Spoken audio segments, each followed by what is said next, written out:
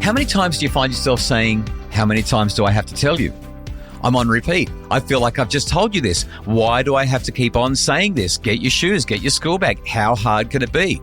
It's one of those familiar scenes repeated one way or another across most days in most homes in Australia. That slow simmer of frustration where that simple request seems to vanish into the ether, and it's met with the selective deafness that only a child seems to be able to master. Stay with us. Kylie, today on the podcast, we're talking about why repeating yourself doesn't work and what to do instead, because repeating yourself doesn't work. Repeating yourself doesn't work. Doesn't work. If you know what I mean. I was trying to be funny. That was a really subdued piece of laughter. I'm trying. Is it because it's a Monday? Is that the issue? Maybe. Oh, right. Yeah, maybe it just wasn't funny. I think that's what you're saying. Hey, Kylie, let's talk about this because kids, right, don't love doing what they're asked. And it's pretty easy to call them defiant or inattentive or, I don't know, see if we can find a diagnosis for them because they just don't ever seem to listen. I remember with one of our children, we actually took them to have a hearing test because we were convinced that there had to be something wrong. And this was back in the days, I don't know what it's like in every other state, but in Queensland you don't have to pay for it anymore, I don't believe. But this is back in the days when you did have to pay for it. We paid hundreds of dollars to test her hearing and they said, oh, she can hear. She just doesn't like what she's being told. I think that was the same day that I had my hearing tested because you keep on saying that I'm deaf. And the hearing guy said, your hearing's fine, your wife just needs to talk louder. Yeah. And you were like, well, then your hearing isn't fine. And I'm like, no, that Boys means... band together. Oh, my goodness. So from a communication point of view, we've got 9 things to do to help the kids to get it and to make mornings or day, help instructions to be heard and ideally, if so long as they're appropriate, ideally to be followed.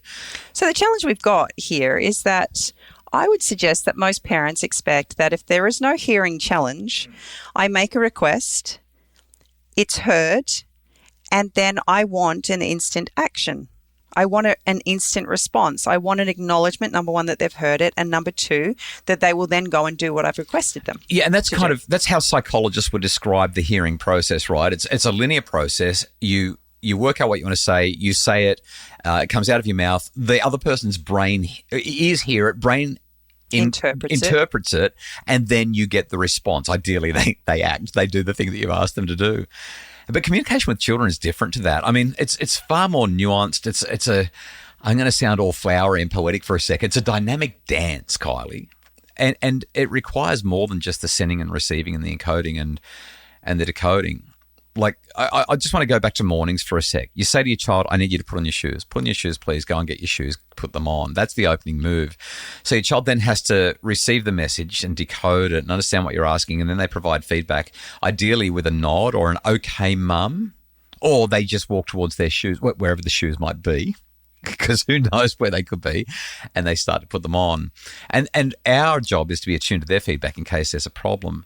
But no, it gets confusing because timing matters, what they're doing, how they're feeling, what their agenda is. They're all factors on how they receive the message, what's going on for us, the way we say it, the tone of voice.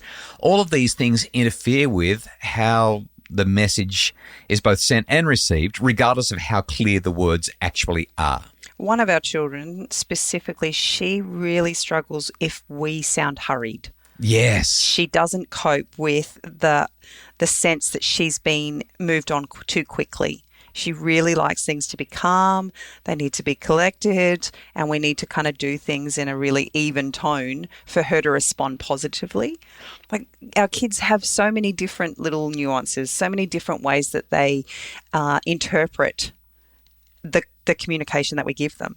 And it's important that we are able to understand that so that we can have better outcomes. So today, 9 ways. We've got less than a minute for each of these things, so we need to go fast. 9 ways that you can help if your child is quote unquote not listening, so that you can shift strategies and engage in more mindful and collaborative communication practices.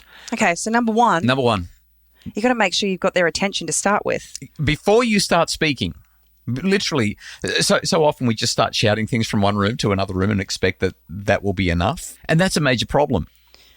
This is something that I learned way back when I was doing my childcare diploma. The acknowledgement that if I want a child's attention, I actually need to get down to their level. I need to be in their space.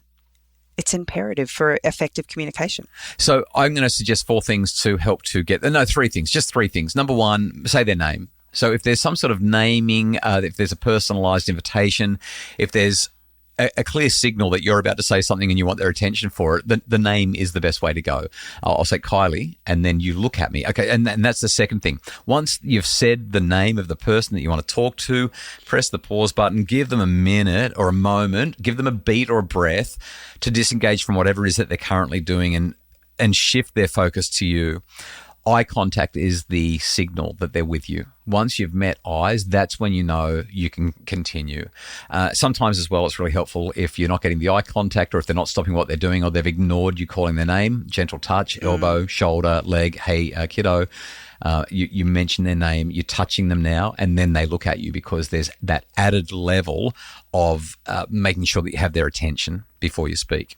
Number 2, speak their language. Yeah. Essentially, keep it simple, keep it clear, keep it direct, keep it kind, and make it fun. And one thing at a time. Did you like the way I gave 5 things so that I could say one thing at a time right at the end? So much information. I'm so sorry. Number 3, confirm understanding.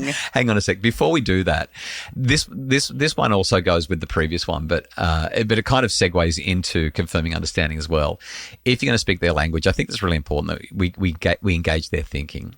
So rather than just saying, here's what I need you to do, say to them, what do you think we need to do before we leave? What needs to happen before we can eat? So when you ask them that question, not only are you speaking their language, but you're engaging them in thinking, and that confirms what they understand. So you might say, what do we need to do? Or if you've told them, you can say, what did I just ask you? And I've done that many times. I'll just stand in front of our daughter. She's looking at one of our daughters. They're looking at me blankly, and I'll say, what did I just ask you to do? You're looking a bit lost. And they'll say, I have no idea. and the last one that I'd recommend here is just say to them, what are you going to do first? Or when will you do that by? For things that aren't time sensitive, like the dishes, every now and again, instead of doing all in, one of the kids will say, hey, I've got the dishes tonight. I want to watch an episode, or I want to listen to a podcast, or I want to talk with a friend while I'm doing the kitchen tonight, so I'll do it on my own. Love it when they do that. I appreciate time together, and I don't love that they're on a screen, but sometimes it's just really nice to give everyone a break, and that child's happy to do the kitchen. And so my conversation with them at that point will be, when do you plan on doing it? Because I don't want to wake up tomorrow morning and discover that you just decided not to.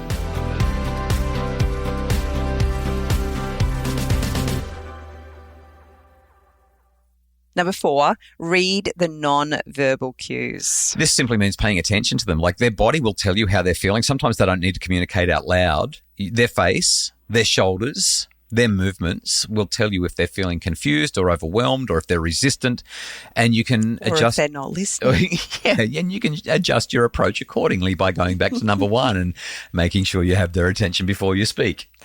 Validate their feelings. If they're struggling to comply, we talked about this last a week and a bit ago on Fridays. I'll Do Better Tomorrow, when we're talking about our daughter wanting Roblox, and we're not okay with that. And there was so much validation of her feelings that went into that. We talked all about how much she missed her friends and how fun it is to be on those devices and on those screens and on those games. There's a lot of validation going on. Don't you just wish that we could be like all the other parents? Don't you wish that there was a way that you could have more time with your friends? I know it's really hard to be in this situation right now. It feels like it's just not fair. That validation does wonders when you've got a child who doesn't appear to be listening, or who is resistant to what you're saying. You're not agreeing with them. You're not acquiescing. You're not telling them that they can have whatever they want, or that they're even right. You're just saying, I get it. Yeah, that idea that you've talked about plenty of times about giving our children in fantasy what they can't have in reality. In doing that, what you're actually saying is, I get it. I get that you want this, and wouldn't it be amazing if you could? Just having someone validate you in that way is so comforting. Yeah, feels good. Now, you wanted to do the next couple, so let me go through the ones that you've jotted down. I don't know if this one's a bit targeting towards me or not, but you said practice patience. Thank you. I think it's just really important for us to remember our kids are just kids. Yeah. They're learning. They're starting out in life and they're going to work it out, but it's going to require a bit of patience on our part. It's not going to happen as quickly as you want. It's not going to happen even as streamlined as you'd like it to. But with time, patience, and a whole heap of love, these kids are going to work it out. You saying that has actually reminded me of something that I've been doing a bit lately. I don't know if you've noticed. I'd love to get some kudos here if you've seen it happening. In my parenting workshops, I'll say to parents, when you ask your kids to do something, how long do you wait before you ask them to do it again if they haven't done it? And most parents will laugh and they'll be like, 4 seconds, 6 seconds, something like that. I've been really practicing lately asking and then just waiting. Sometimes I stand and wait. Other times I ask and then I say, I'll leave it to you to get this done, and I'll walk away. Have you noticed that I've been much more patient? You're laughing. I'm going to say that is a no. I'll keep on working on it. No. That's not what I was going to say. That was 3 no's. That was no and then no. Oh, my goodness. I'll practice. Give them a chance is how I would add to your suggestion. Number 7, you said the culture of respectful communication matters. And I loved this. I could have talked about this one for ages, but I love that you said this. It's so important to foster open and honest communication in your family, to create a safe space for everyone. Yeah. To be able to express their thoughts and feelings, regardless of the fact that it may go against everything that you've asked them to do. It's important that they know that they can say the things that they need to say to work through whatever it is they're feeling. So the Gen Xer in me, when I hear the term safe spaces, I kind of chafe and bristle because there was no such thing as safe spaces when I was growing up. Like, come on, what's going on with it? And yet, when I think about how there are, unfortunately, in all of our lives and in mine and yours as well, there are some people who, when we're around them, we feel like we have to hold back. We can't be our authentic selves. We certainly don't have open and broad-ranging conversations with them. Why? Well, because we don't have the trust. We don't feel safe disclosing around them. And when you said that idea of creating that culture of respectful communication and the safe spaces, as much as part of me goes, oh gosh, I get it and I agree with it, because while we spend time with people sometimes that we don't know that well or we don't want to disclose that much to, they're still in our lives, and you can really tell the difference when you're with somebody who you feel safe with versus someone that you don't. And in our homes, our children have got to have that. And when we do that, we're much more likely to have an appropriate give and take in terms of when you ask the kids to do something and you don't get a response, here's how we're going to deal with it. When I think back to the conversation we had with our daughter who wanted to have Roblox, there was this absolute assurity in her mind that she could share with us everything that she was feeling and all the reasons why she should be able to have it. But there was equal acknowledgement that while she had come up with an impressive list, a brilliant list, that at the end of the day, we're her parents and we feel like this is not the right decision for our family. It's that culture, that safe space. We can talk about stuff and figure stuff out together here. Yeah. All right, 2 more. Kylie, you said, remember the power of connection. This is the heart of relationships, especially when things aren't going quite right and the kids aren't listening. Connecting with our kids on an emotional level. If they know that they are seen, heard and valued, that they're absolutely loved, they're more likely to respond to our requests positively. I mean, it's that simple. And my final one, which is just my favorite, is when you ask the kids to do something and they don't listen or they resist or they react. Number 9, last but definitely not least, just do it with them. Yeah. Bedroom's too messy, go and do it with them. Can't find their shoes, go and help them put them on. What are you laughing at? I'm laughing because I showed you a reel the other day. A little, maybe 3 or 4-year-old had been asked to clean her room. I remember. I was thinking, where are you going with this? I remember. She was so excited to show her parents, and she's raced down the hallway, and her parents have got the camera on her, and she says, come with me. And they've turned the corner, and in the hallway, you cannot see the floor.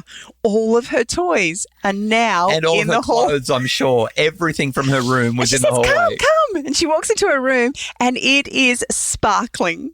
And her mum says, you've done such an amazing job. And she said, but guess what? Now you have to clean the hallway up. And she says, No, I don't want to mess up my room. Diving in and doing it with the kids. We've done this so many times with our children when we ask them to do something and it's just too big for them right there in the moment. Even if they've done it before, even if they've got the capacity to do it, sometimes they're too tired, they're too overwhelmed, there's too much other stuff going on. And you get in there and do it with them and you enjoy the time together. And they're happy to do it. If they're with you. It just feels so overwhelming in that space. I can think about 100 different jobs that I have done multiple times in my daily life as a parent. Yeah. And some days it just feels all too much. Yeah, yeah. But when I get in there and help make the bed. Yes. It's amazing. There we go. 9 ways to deal with challenging moments when the kids aren't listening or when you're repeating yourself over and over and over and over and over and over again. I'm not going to repeat them all. There were too many, but hopefully this was helpful and it's given you some inspo for when you get home this afternoon and things aren't quite right. Or maybe this morning when you finish whatever it is that you're doing this morning, you run or whatever. Hopefully things will be better so that you can have growth and understanding and deeper connection with your kids and transform those challenging moments into something a whole lot nicer. The Happy Families podcast is produced by Justin Rulon from Bridge Media. Tomorrow on the pod, answering your questions. If you'd like to submit a question, just go to happyfamilies.com.au. We've got this super simple system to use. You scroll down to where it says podcasts, you press the button and you start talking. Love answering your questions. You can send them through anytime. For more info about making your family happier, check out our social pages on Facebook and Instagram or visit us at happyfamilies.com.au.